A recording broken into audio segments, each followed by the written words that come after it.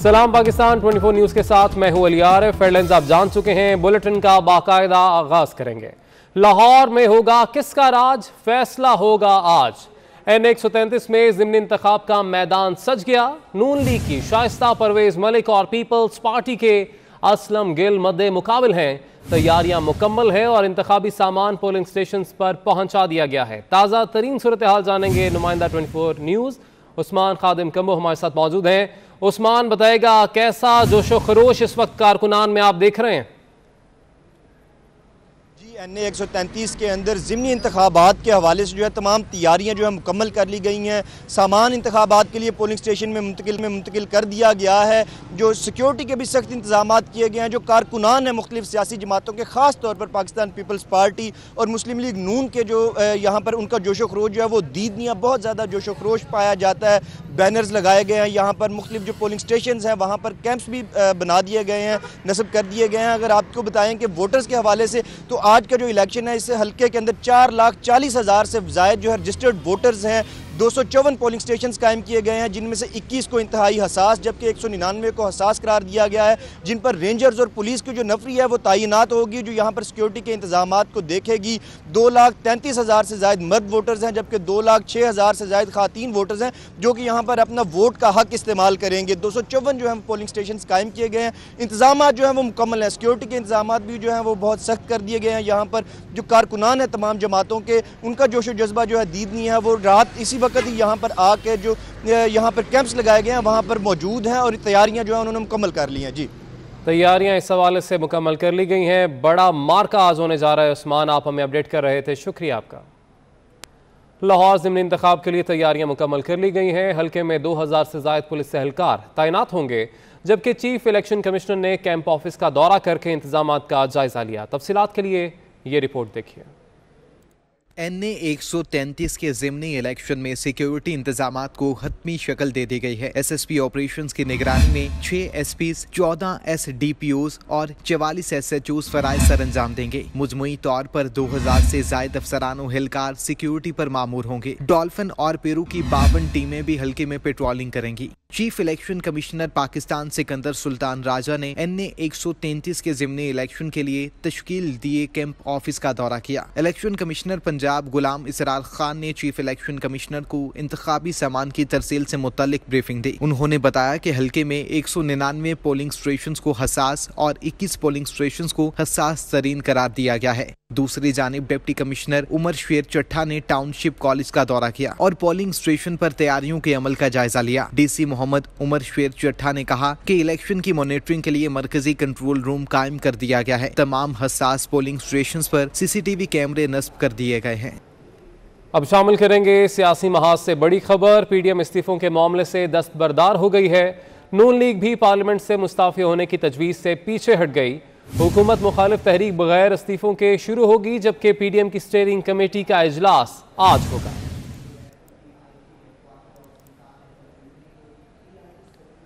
Sindh बल्दियाती तरमीमी bill के खिलाफ MKM और PTI ने यक आवाज होकर मुश्तरका जद्दोजहद का ऐलान कर दिया है। इसी पर देखिए हसन अब्बास की रिपोर्ट। सिंध के नए बल्दियाती निज़ाम के खिलाफ अपोजिशन ने मुश्तरका महाज बना लिया। तहरीक इंसाफ और मुत्तहिदा कौमी मूवमेंट पाकिस्तान एक पेज पर आ गईं। तहरीक इंसाफ के वफ़द ने MKM पाकिस्तान के दफ्तर बहादुराबाद का दौरा किया। मुलाकात के बाद मीडिया से गुफ्तगू करते हुए खुर्रमशेर जमान का कहना था कि सूबे के वज़ीर आला जब खड़े होते थे तो कहते थे कि जब हम कराची के लिए नहीं बल्कि सूबे भर के लिए हम जो बल्दियाती बिल लेकर आएंगे, जो उसका अमेंडमेंट करेंगे, वो बाइख्तियार जो है कानून होगा। लेकिन जब वो कानून आया है तो हम उसको ये देखते हैं कि वो बाइख्तियार तो जो है वो कानून बिल्कुल भी नहीं, वो बेइख्तियार कानून हमें नज़र आता है। रहनुमा MKM आमिर खान कहते हैं कि PTI की ऑल पार्टी में शिरकत करेंगे। तमाम सियासी जमातों को यकजबां होकर आवाज़ उठानी होगी। इंशाअल्लाह इनकी ऑल पार्टीज़ कॉन्फ्रेंस में हम शिरकत भी करेंगे और 11 तारीख को MKM ने भी एक ऑल पार्टीज़ कॉन्फ्रेंस रखी है और उसमें भी इंशाअल्लाह हमारे PTI के दोस्त आएंगे। देखिए ये वक्त जाली सिम्स एक्टिवेशन के धंधे में नादरा के मुलाजमीन मुलव्वस पाए गए हैं। कराची में न्यूज़ कॉन्फ्रेंस करते हुए FIA साइबर क्राइम विंग के एडिशनल डायरेक्टर इमरान रियाज ने बताया कि ताज़ा कार्रवाई में अमले के 2 अफराद को गिरफ्तार भी कर लिया गया है। नादरा फॉरम से अंगूठों के निशान, जबकि फ्रेंचाइज वालों को ये दिए जाते थे, जवानों की मदद से सिम्स एक्टिवेशन भी की जाती थी। तो आपको अपडेट कर रहे हैं कि ये इंकशाफात सामने आए हैं। FI साइबर क्राइम विंग के एडिशनल डायरेक्टर इमरान रियाज ने बताया है कि ताज़ा कार्रवाई में मामले के 2 अफराद को गिरफ्तार भी किया गया है। उनका मजीद क्या कहना था, आपको सुनाते हैं। नादरा के एम्प्लॉयज़ जो हैं वो इन्वॉल्व हैं। हमने टोटल 8 लोगों को अरेस्ट किया, जिसमें से 6 लोग जो थे वो फ्रेंचाइज के मालिक थे या उनके BDOs थे, और 2 लोग जो थे वो नादरा के एम्प्लॉयज़ थे। मैं अब यहाँ पे रिपीट करूँगा कि इसको ये मत समझा जाए कि इसमें कोई अदारा का इन्वॉल्वमेंट है। ये उन मुलाजमीन का इंडिविजुअल एक्ट है। लेकिन जब तक मैंने इस क्राइम को देखा है, इस तरह के बहुत सारे मुलाजमीन हैं नादरा के जो ये काम कर रहे हैं। नादरा के आइडेंटिफिकेशन सिस्टम में फॉर्म टेस्टेशन की जो विंडो है उसको ये लोग खोलते थे और उसकी स्क्रीनशॉट लेते थे। फ्रेंचाइज वाले क्या कर रहे थे कि उस तमाम डेटा को एक फाइल में इकट्ठा करते थे और उसको एक पेज पे प्रिंट करते थे, और एक थंब इम्प्रेशन को वहाँ से कट करके फिर ये लोग उससे BVS डिवाइस के थ्रू एक्टिवेट करते थे।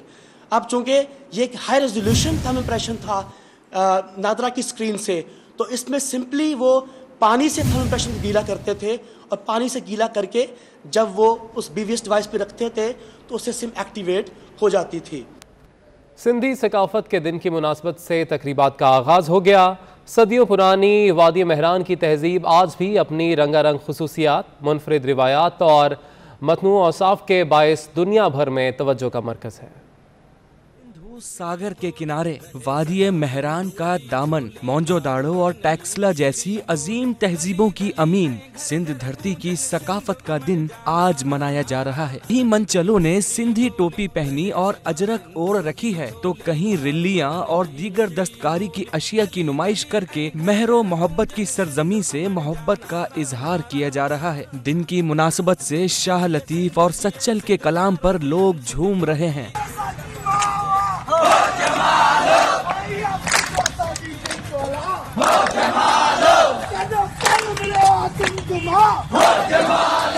सिंधी सकाफत के दिन के हवाले से सिंध भर में खुसूसी तकरीबात और सेमिनार्स का इनेकाद किया जा रहा है, जहां हजारों सालों पर मुहीत कदीम तहजीब से मुताल्लिक आगाही दी जा रही है।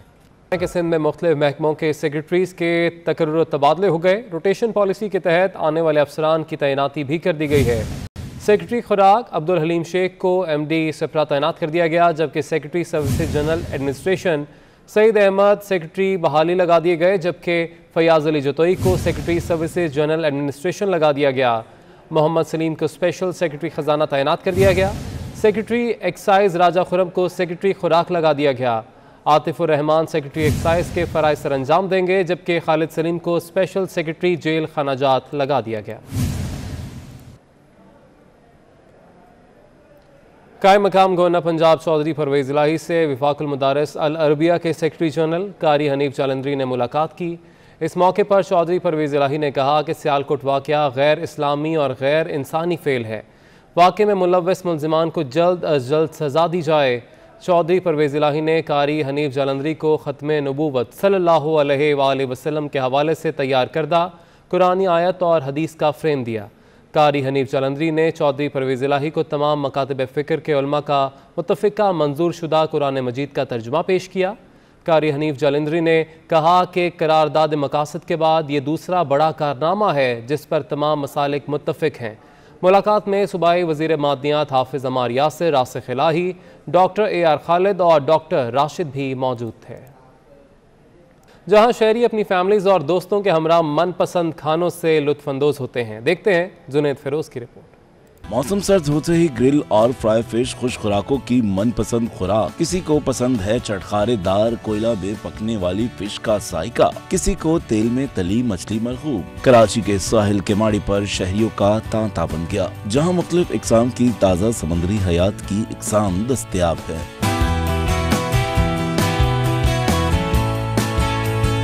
गर्मा गर्म मछली को देखकर सबका ही जी ललचाए, जो खाए तारीफ किए बिना ना रह पाए। शहरियों का कहना है कि जो मछली ना खाए वो जरूर बचता है। आके बहुत अच्छा लगा, बहुत डिफरेंट और फिश की काफ़ी वैरायटी है इधर और टेस्ट भी बहुत अच्छा है इधर का। जो एनवायरनमेंट का बहुत मज़ा, और ग्रिल का बहुत वीआईपी है। और झींगा आप खाएं तो झींगा ट्राई करें, ग्रिल लाजमी ट्राई करें। सबसे लजीज यहाँ पे जो चीज़ है वो है किताब बनवा के जो ग्रिल में हम करवा के खाते सारे दोस्त, उसको बड़ा खूब सारा एंजॉय करते हैं हम। शहरियों का रश बढ़ा तो दुकानदारों का भी कारोबार चमक उठा, जिनका कहना है कि सर्दियों में ज्यादातर अफराद ग्रिल फिश की डिमांड करते हैं। जो सबसे ज्यादा यहाँ चलने वाली है वो है धंधिया मच्छी, ये ग्रिल पे बेहतरीन बनती है। सबसे ज़्यादा मछली सुरमई, अपना हीरा, मुस्का और धंधिया, ये तीनों की ज़्यादा डिमांड हो। समंदर के करीब वाक़ इस फूड स्ट्रीट में शहरियों की सहूलत के लिए 24 घंटे ताज़ा मछलियों के अलावा झींगे और केकड़े भी मुनासिब कीमत पर दस्तयाब है। गुजरांवाला में अल रहमान डेवलपर्स के नए प्रोजेक्ट अल रहमान कमर्शियल सेंटर की इफ्तिताही तकरीब हुई। सियासी, समाजी, कारोबारी शख्सियात और पहलवानों ने खुसूसी शिरकत की। मेहमानों और रुस्तमे पाकिस्तान, आलमी शोहरत याफ्ता रेसलर इनाम बट, दीगर पहलवानों को खुसूसी तौर पर बगियों में लाया गया। डांस पार्टी ने ढोल की थाप पर भंगड़े डालकर समा बांध दिया, जबकि अल रहमान डेवलपर्स के चीफ एग्जीक्यूटिव मियां मोहम्मद मुश्ताक, डायरेक्टर्स मियां अब्दुल रज़ाक और जाहिद शाहिद मुनीर गोंदल ने तकरीब से खिताब में कहा कि रहमान कमर्शियल सेंटर में 2, 4 और 6 मरहले के कमर्शियल प्लॉट्स होंगे। प्रोजेक्ट म्यूनसिपल कॉरपोरेशन गुजरांवाला से मंजूर शुदा है और आसान अक़सात पर कमर्शियल प्लॉट्स की बुकिंग भी जारी है। तकरीब में सूबाई वज़ीर मजहबी उमूर पीर सैयद सईदुल हसन शाह, सूबाई वज़ीर industries and commerce Mian Mohammad Aslam Iqbal, Sajjad Mahej, जबकि CEO Al Rahim development Liaquat Ali Chattha, secretary labour समेत सियासी और समाजी शख्सियात ने शिरकत की। तकरीब के अख्ताम पर शानदार आतिशबाजी का मुजाहरा भी किया गया। कराची में शेफ़ एसोसिएशन पाकिस्तान की जानिब से तकरीब का इनेकाद किया गया, जिसका मकसद नए आने वाले शेफ़्स के टैलेंट को प्रमोट करना था। एसोसिएशन ने आलमी मुकाबलों के लिए कराची की अलग टीम बनाने का ऐलान भी किया है। आदिया नाज की रिपोर्ट।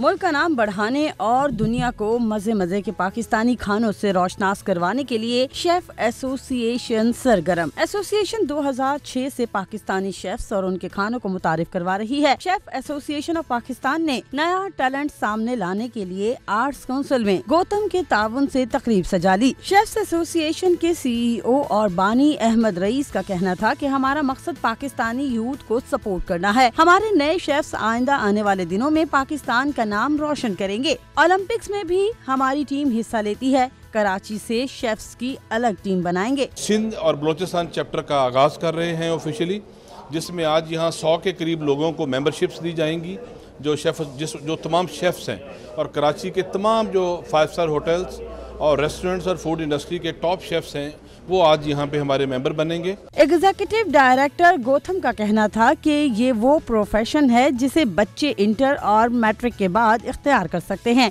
मौजूदा दौर में लोग कहते हैं जॉब्स नहीं, हमारे पास हजारों नौकरियां हैं। ब्लू कॉलर जॉब्स है, वोकेशनल ट्रेनिंग्स हैं, आप आगे बढ़िए। हमारे पास इंटरमीडिएट के कोर्सेज भी हैं, हमारे पास ग्रेजुएशन डिप्लोमा भी हैं।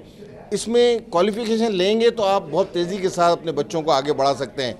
ख़ास तौर पर middle class, upper middle class, lower middle class के जो अपने बच्चों को चाहते हैं कि वो जल्दी से जाकर इंडस्ट्री के अंदर काम करें और फिर घर को सपोर्ट करना शुरू कर दें, लड़के और लड़कियां। तकरीब में मायनाज मास्टर शेफ रईस खुसूसी तौर पर अमेरिका से पाकिस्तान आए और नए शेफ से अपने तजुर्बात को शेयर किया। शेफ रईस का कहना था कि ये बहुत बड़ा और वसी प्रोफेशन है जिसमें नौकरी के मौके भी ज्यादा हैं। I think the chef is earn more than the doctor.